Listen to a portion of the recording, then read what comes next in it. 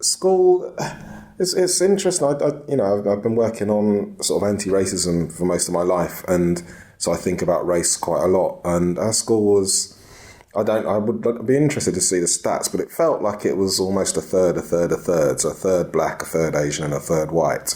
And to my mind, there were no real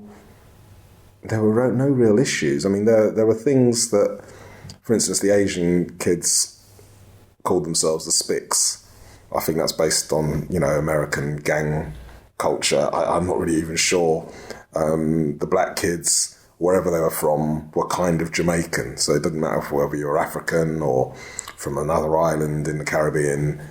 Jamaican culture sort of dominated quite a lot there. And the white kids were white kids. But I don't remember there being any real race issues. Everyone kind of got along.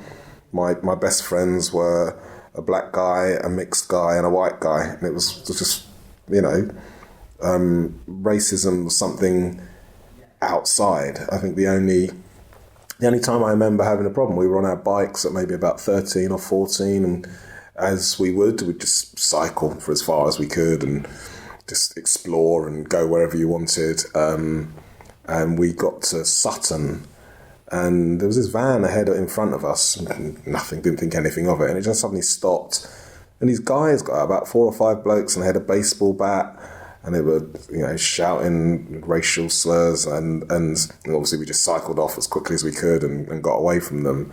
But just that sort of put in my head the idea that the safety I felt in London was specific to London, and I've always been quite wary about going into the home counties. I know Sutton probably calls itself London now, but in my mind, that's still, there's weird people that live there. It's not normal. It's not like London. Just say your age group. How old was you at this point? So that was when I was about 13, 14. So I guess we're talking about 1984, that sort of time.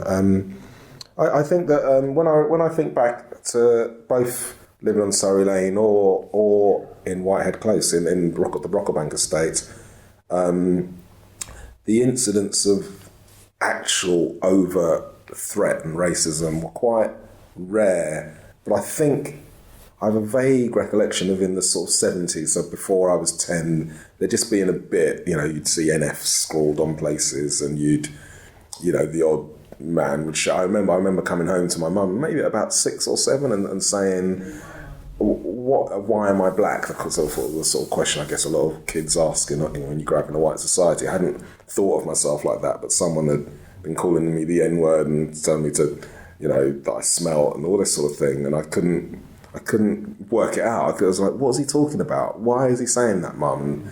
And then Mum sits down and has to talk with you, and it's like, oh, okay, all right, and you just move on. But